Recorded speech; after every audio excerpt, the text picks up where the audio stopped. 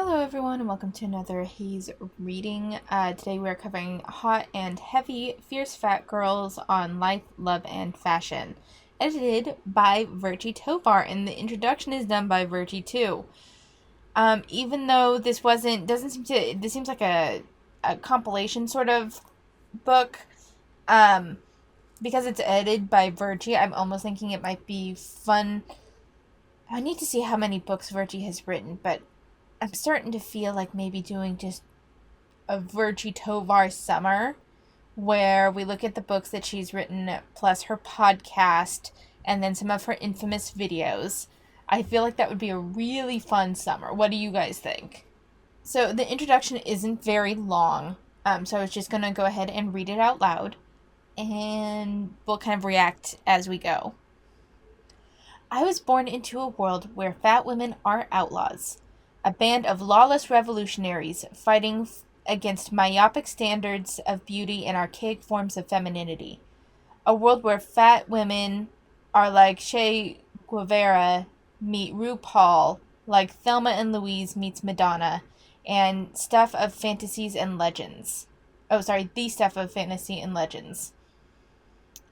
We are the eaters of the creme brulee and the tiramisu. We are the cupcake warriors and sensualists, the plus-size queens. We are flag bearers in a turgidly anti-pleasure society. Honey. So, one, I don't really care for the whole fat warrior thing she's going for. And she acts like eaters of creme brulee and tiramisu is unusual in some way. I've had tiramisu. Tiramisu is delicious. Creme brulee is fine. Not as big a fan of it. But, like, these things aren't really hard to come by anymore. I mean, granted, there's, like, really good tiramisu that you would likely need to get from a bakery or a restaurant. Same with creme brulee. But it's fairly easy to find these things prepackaged now and just at, like, your local grocery store. I'm not saying they are, like, the best versions of any of this, but they are out there. It's not like they're hard to find. So I don't... And, like, the Cupcake Warriors and Anti-Pleasure Society. Now, don't get me wrong. U.S. The U.S. has this weird kind of dynamic where things can be very sexual, but at the same time don't express your sexuality. We have all this sort of immediate gratification sort of thing. But at the same time, there's this, like, weird stigma with certain things. It's kind of strange. I wouldn't call it an anti-pleasure society, though. Like, we're not back in full-on Protestant pilgrims who are too Protestant for England, basically, because England had, like, we're not at that level anymore. Although taboos around sex still remain a lot, but even those are kind of becoming undone. So, I don't know, the whole thing, this isn't an anti-pleasure society, and simply saying eat in moderation is not going against pleasure. Like, and to a certain extent, there's things that are more important than just pleasure. I mean, if you're a hedonist and that is your view of, like, the best thing that the world has to offer, by all means, go ahead. For me, I kind of... This is going to sound so weird, but I like the struggle of learning something new, and I get enjoyment from that, and then the pleasure of having the skill comes later. That's my personal thing. That being said, I indulge in, chocolate bars, I indulge in pot, I indulge in like, route pleasurable activities as well. So I don't really think that there's an anti-pleasure society. Fat is a delicious, cute little word. The F and the A slip off the tongue as if they were dipped together in melting mascarpone. And the hard T at the end reminds you that there's a little punch to whomever is graced with the title. Oddly, the F word is used to scare women, but it doesn't scare me. My fat is political because when I show it off, it really seems to piss people off. My fat is political because I'm keeping it. My fat is political because it's fucking hot. My fat is my flag, my claim to fame, my battle scar, my secret fat girl society badge. Again, there's this over equating like the state of your body with your identity, like fat as an identity marker. And the whole outline with the deconstruction of the word fat and it's almost like a fetishization of the word fat. Am I wrong? But that whole thing with the F and the A slip off the tongue as if they were dipped together in mascarpone, and the hard T at the end reminds you that there's a little punch to whomever is graced with the title. The dipped in mascarpone thing, I don't know, it just seemed weird to me. I mean, that's kind of Virgie. I've noticed is that she takes things in a strange way. I live in a time of unprecedented freedom for women, the daughter born of immigrant dreams and feminist fantasies. I have the freedom to own a company, terminate a pregnancy, remain fabulously single, and yet my freedom to be fat is heavily contested by my government, my community, my television set. As this book was written and edited, the war on obesity had created a platform of... Interesting, I'm actually not familiar with this word. Pulmosis.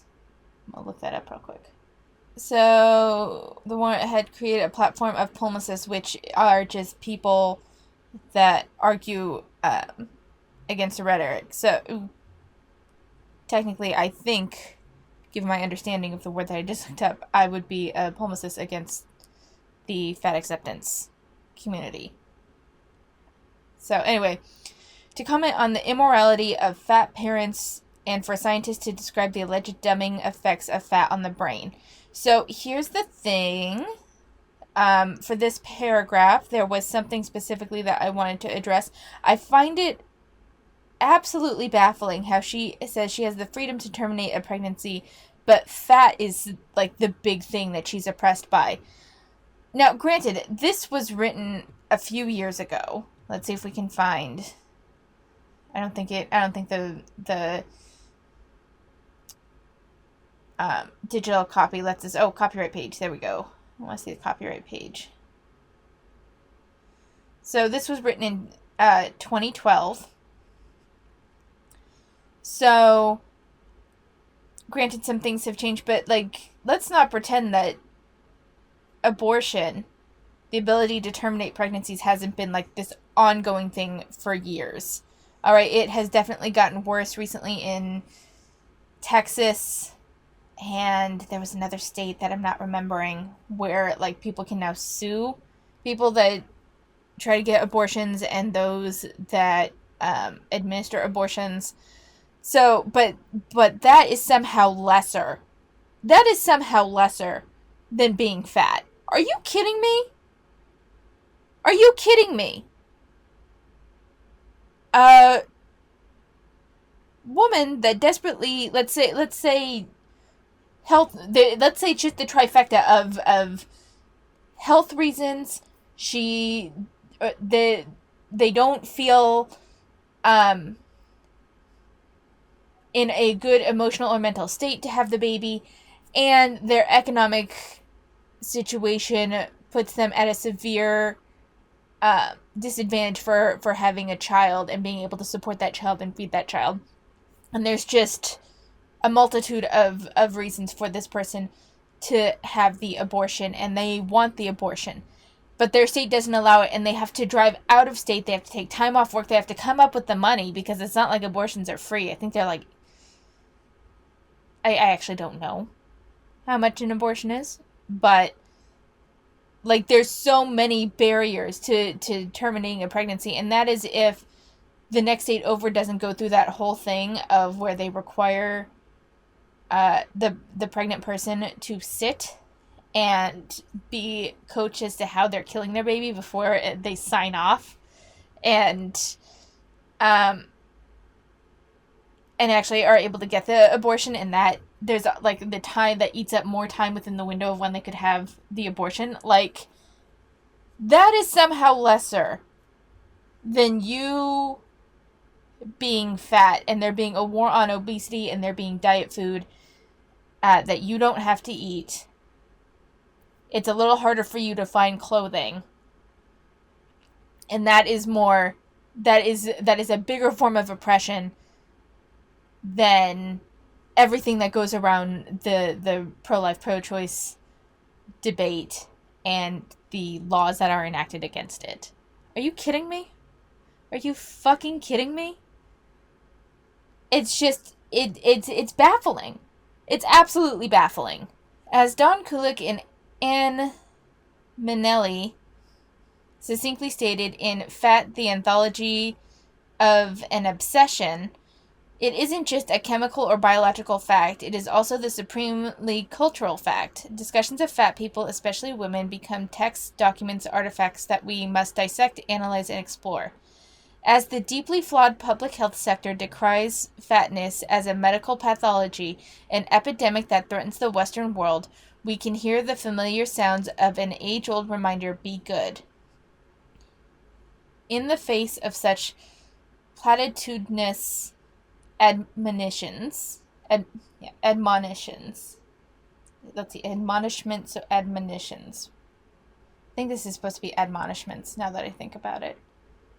That makes more sense.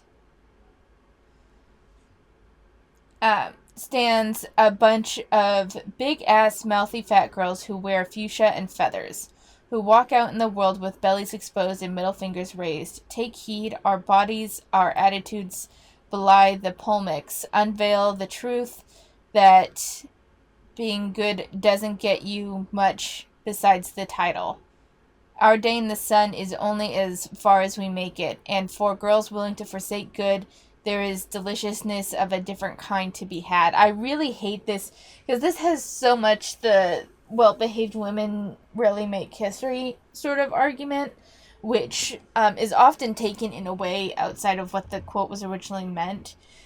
I believe that it's been a while since I looked up the origin of that phrase, but I believe well-behaved women rarely make history was actually a call to honor women that just did their jobs to support society, but because it was expected of them, they weren't recognized. And then people typically take it as you should go against the grain, otherwise you'll be forgotten, or something like that. But like, it's not as revolutionary a thing as you think it is.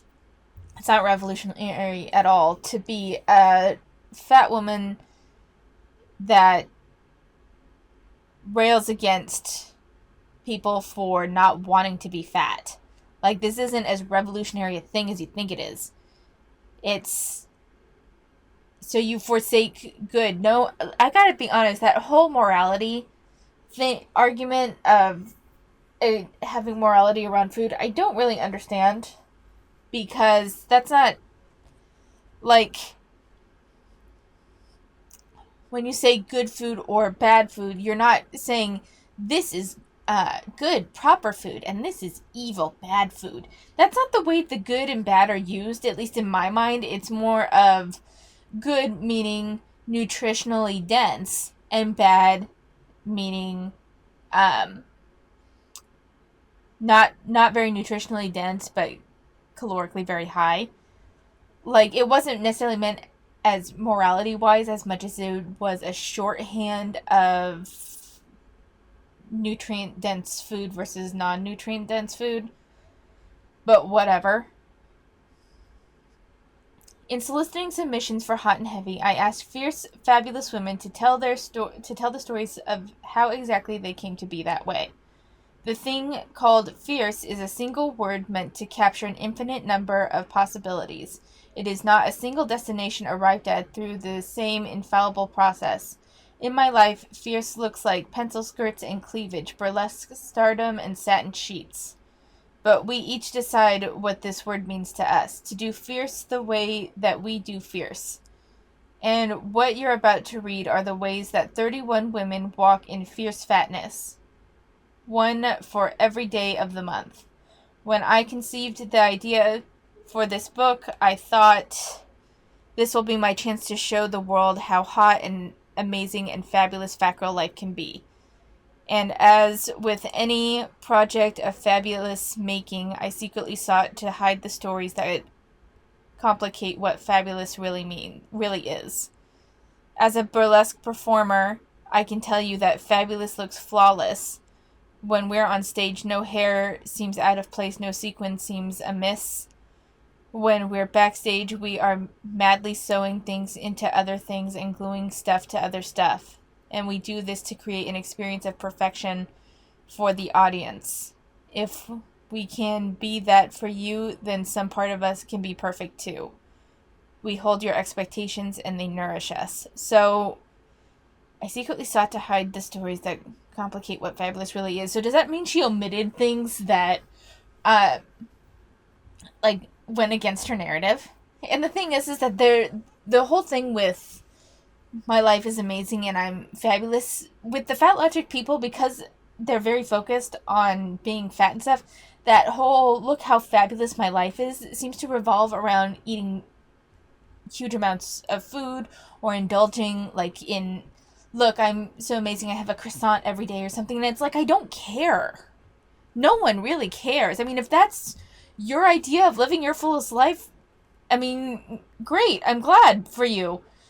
That would make my life feel very sad for me, but if that makes you happy, by all means. I don't care. I don't care. And to me, you eating massive amounts of food every day as you living your best life doesn't strike me as particularly fabulous. I don't know. It's just, I don't get it. I love though that she had to try to pull in, Virgie always has to insert something about herself with everything. And so she goes into this burlesque performer. Okay, cool. You've done burlesque. Good for you, Virgie. Sometimes we need someone who is, to us, flawlessly fabulous to give us the strength to do the things that might change our lives forever. I want to show you that and only that. But as I talked with the women who contributed to this book, and as I read their words, I knew that editing out the complexity would be dishonest. Oh, okay, so at least she recognizes that taking out what she calls complications, or complexities, would be dishonest. At least she acknowledges that. So no piece of this book presents the picture-perfect image of body love, nor is any piece of this book a tale of what life at the end of fat hatred or body hatred looks like. There is no such thing as perfection. There is no such thing as the end. But for those willing to step out into the limelight, there are beautiful secrets no diet or measuring tape can possibly reveal. Fierceness is complicated. Fabulous lives in the book. In the words about great joy and hot sex and deep love, about delicious meals and amazing outfits, but also in the words about frustration and pain and loss. Fabulous is so much more than just the sequins. It's amazing to be a lot of things, but it's not easy to be a fabulous fat girl. So you're an overachiever. You like that little extra bit of attention, those envious glances, those moments of glory. You're in the limelight, so strike a pose.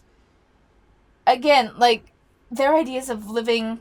Now, granted, I'm asexual, so that's part of, I don't get it. That's part of the... That's part of the thing where it's, hot sex... I'm asexual, aromantic, so the hot sex and deep love, I'm okay, I don't understand why that's, the pinnacle of fabulousness.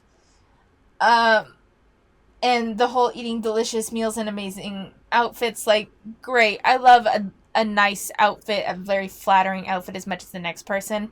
I don't consider that, the height of what a good life for me would look like. For me, the height of fierceness and fabulousness is the ability to indulge in things that bring me joy, which for me isn't so much food, it's crafting, and I say that sitting surrounded by a shit ton of projects and yarn and thread and more stuff. So this, granted, it's probably a large portion in the eye of the beholder, but I don't know, I just tend to think that there's more to life than, like, the bottom 3 levels of Maslow's hierarchy of needs. Because I think that just kind of covers the majority of what she's saying the fabulousness is. And I realize I'm probably coming off rather pretentious saying that, and I apologize. I'm not much of a hedonist, I guess. And I don't have any judgment for those that indulge in hedonism, and for them that is what brings them the most joy. If that brings you the most joy, then you're probably doing better than I am. Because I get frustrated a lot, especially right now with school and work and student teaching and all that. So I guess who am I to judge, and who am I to say anything? But I don't know. This seems really interesting, and I'm still going to do the poll, but I think for the ones that have Virgie's name on them anywhere, it's all going to be grouped together as like one massive summer thing. So let me know what you thought about the introduction to this book, and I will see you next time.